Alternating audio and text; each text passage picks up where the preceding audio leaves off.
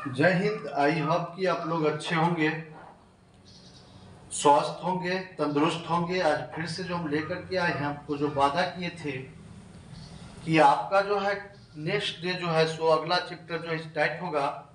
तो दो चैप्टर हमने पढ़ाए हैं। पहला चैप्टर पढ़ाए थे रियल नंबर, दूसरा आपका था बहुपद यानी वास्तविक संख्या और बहुपद। ये दोनों चैप्टर आपका खत्म हो गया। तो तीसरा चैप्टर आपका जो बन रहा है, अध्याय आपका वो 3 बन रहा है। कितना? अध्याय आपका 3। जो चैप्टर का नाम है दो चर वाले रैखिक समीकरण। क्या है? दो चर वाले रैखिक समीकरण। याद रखिएगा, यहां से जो आपका जो इसका जो परिचय दे रहे हैं, दो चर रैखिक समीकरण का जो इंट्रोडक्शन या आप इसको लेक्चर कहिए, ये जो अभी हम आपको दे रहे हैं, इससे आपको ऑब्जेक्टिव पूछेगा। ठीक ना?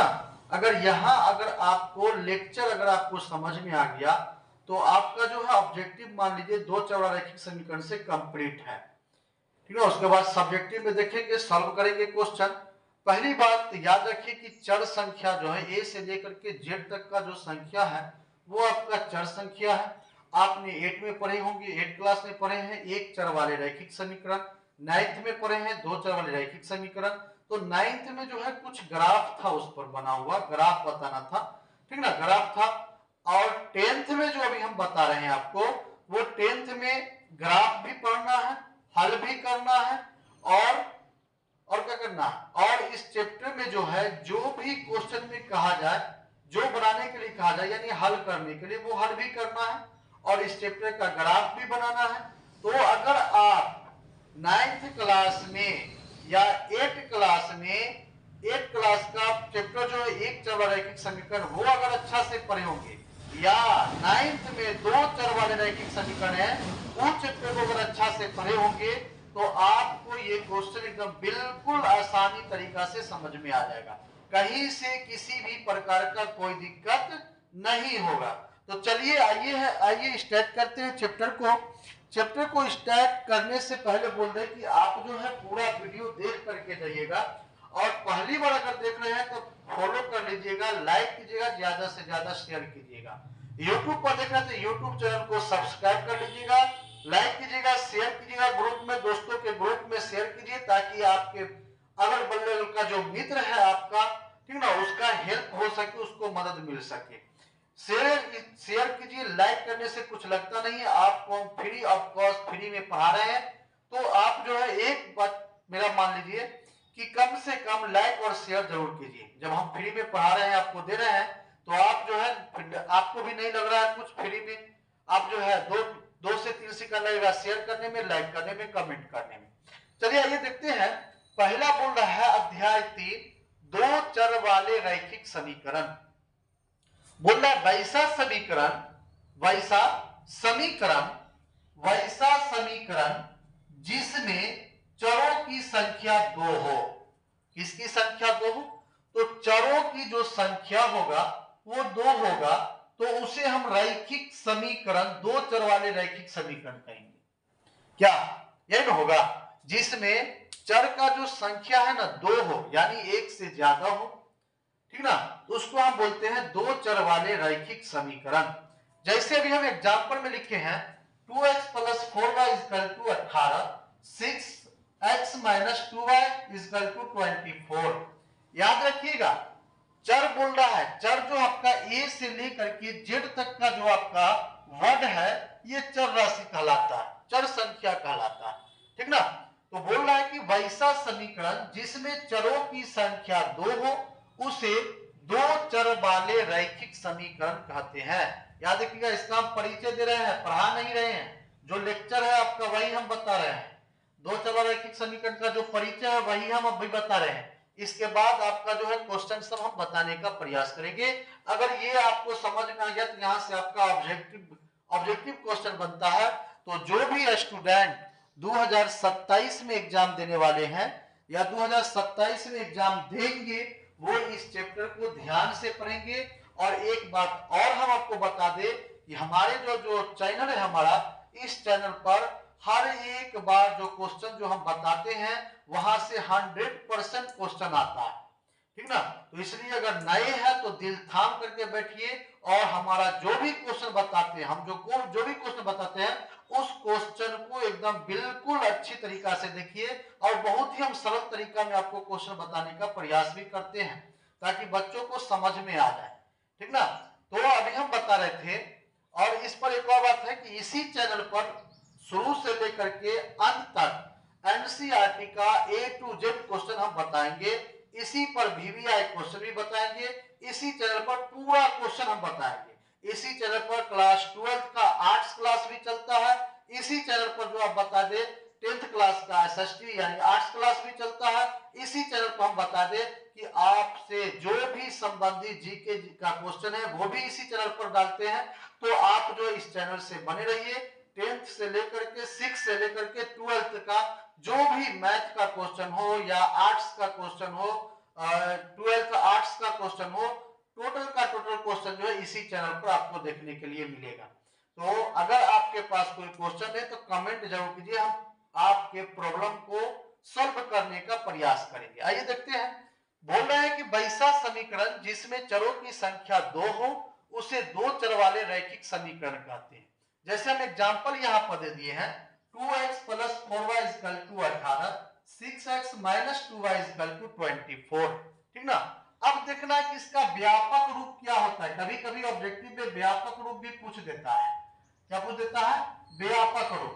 तो इसका जो व्यापक रूप होता है दो चर वाले रैखिक समीकरण का वो होता है ax + by + c = 0। याद रखिएगा इसका व्यापक रूप क्या होता है? ax + by + c = 0। अब आते हैं इसका कुछ फॉर्मूला लेकर हैं जो आपको संगत, असंगत, संपाती, असंपाती और प्रतिच्छेदी ये सब के बारे में देखेंगे कि कौन सा कैसे हल करेंगे तब प्रतिच्छेदी होगा, कैसे हल होगा तो संगत होगा, कैसे हल होगा तो समांतर होगा, संपाती होगा या अनेक हल होंगे, उसी को देखेंगे। तो पहला बोल रहा है a1 बट्टा a2, a1/a2 is not equal to b1/b2। इसका मतलब ये होता है, ये जो चिन्ह हम यहाँ पर दिए हैं इसका मतलब है कि बराबर नहीं है। दोनों क्या है? बराबर नहीं है, ठीक ना, नहीं है। इसका मतलब यही होता है, यानी बराबर का दिन दे के काट दिए वो बराबर नहीं है। इसको बोलेंगे a1/a2 is not equal to b1/b2। प्रतिच्छेदी करती हुई रेखाएं हैं। क्या कर रही है? प्रतिच्छेदी रेखा। प्रतिच्छेदी रेखा किसको कहते हैं? एक होता है स्पर्श रेखा। प्रतिच्छेदी का मतलब होता है कि केवल एक ही बिंदु पर दोनों रेखाएं केवल एक ही बिंदु पर प्रतिच्छेद या काटती है, उसी को हम प्रतिच्छेदी रेखा कहते हैं, ठीक ना। किसको कहेंगे? प्रतिच्छेदी रेखा। तो केवल यानी दोनों रेखाएं एक बिंदु पर प्रतिच्छेद करती हो, दोनों रेखाएं एक बिंदु पर प्रतिच्छेद करती हो या काटती हो, तो उसी को हम बोलते हैं प्रतिच्छेदी रेखाएं, जो कि यहाँ पर आपको एग्जाम्पल दिया गया, ठीक ना। ये एग्जाम्पल देखिए, यहाँ पर दो रेखाएं हैं और दोनों रेखाएं एक ही बिंदु पर काट रही है, इसको प्रतिच्छेदी रेखाएं कहेंगे। और एक होता है किसी तरह, ऐसे काट दीजिए, ऐसे कटिए, ऐसे कीजिए, ऐसे कीजिए, तो क्या कर रहा है? एक ही बिंदु पर रेखा दो होगा और एक ही बिंदु पर प्रतिच्छेदी करेगा, ठीक ना। तो उसको हम क्या करेंगे? प्रतिच्छेदी या काटती है तो उसको बोलते हैं प्रतिच्छेदी रेखाएं कहते हैं। क्या कहते हैं? प्रतिच्छेदी रेखाएं कहते हैं। इसमें जो हल होगा इसका जो हल निकलेगा वो केवल एक हल होंगे या अद्वितीय हल होंगे। क्या होगा? केवल एक हल होंगे या अद्वितीय हल होंगे। कब? जब a1/a2 is not equal to b1/b2। दोनों जब बराबर नहीं होगा, दोनों जब बराबर नहीं होगा तो उसका जो होगा हल केवल एक हल होंगे या अद्वितीय हल होंगे, ठीक ना। दूसरा में देखिए, ये पहला था आपका। दूसरा देखिए, दूसरा में कहा है कि a1/a2 बराबर b1/b2 बराबर c1/c2। ये संपाती रेखाएं हैं। क्या है? संपाती रेखाएं हैं। अपरिमित रूप से अनेक हल होंगे या संपाती या संगत हल होंगे। देखिए यहाँ, या संपाती या संगत हल होंगे। याद रखिएगा, ये जो आपका रेखाएं हैं ये तीनों अगर बराबर हो जाए a1/a2 बराबर b1/b2 c1/c2, तीनों अगर बराबर हो जाए तो उसको हम बोलेंगे संगत हल, या अपरिमित रूप से अनेक हल बोलेंगे, या संपाती हल कहेंगे। ठीक ना, समझ में आ रहा है? तो संपाती हल का किसे कहेंगे? तो संपाती हल या समांतर हल उसको कहेंगे, ठीक ना, जो संपाती हल जो दोनों रेखाएं संपाती हो। दोनों रेखाएं कैसी हो? संपाती हो, यानी दोनों रेखा जब संपाती रहेगा तो उसको हम बोलेंगे संपाती, ठीक ना, या संगत हल बोलेंगे उसको। समझ में आ रहा है? आगे देखिए तीसरा पॉइंट में क्या कहा है, देखिए तीसरा में कहा है आपको यहां पर कि a1/a2 बराबर b1/b2। चलिए दोनों बराबर हो गया। उसके बाद इज नॉट इक्वल टू बराबर नहीं है c1/c2। समांतर रेखाएं, कौन सा रेखाएं हैं? समांतर रेखाएं, या कोई हल नहीं, या असंगत हल होंगे, या असंपाती हल होंगे, तो वहां पर आपको जो है दो को बराबर रहेगा और एक बराबर नहीं रहेगा। तो उसमें बोल सकते हैं कि समांतर रेखाएं हैं, कोई हल नहीं है, असंगत हल है। अब आपको क्वेश्चन कैसे देगा बनाने के लिए? क्वेश्चन जैसे मान लीजिए ले लीजिए 2x + 4y = 18, 6x - 2y = 24। बोलेगा क्या कि संगत हल होंगे या संपाती, संगत हल होंगे या असंगत हल। इसको पहले सॉल्व कर लेंगे, ठीक ना, बताएंगे उसके बारे में। तो आपको कहेगा कि निम्न समीकरण संगत है या असंगत, इसको हम हल करके बता सकते हैं कि संगत है कि असंगत। अब हम सिर्फ परिचय दे रहे हैं, परिचय के बाद अब संगत असंगत सब बताएंगे आपको, ठीक ना, एकदम बिंदास रहिए। अब देखिए यहाँ पर तीनों रेखा, ये तीनों समझ में आ गया।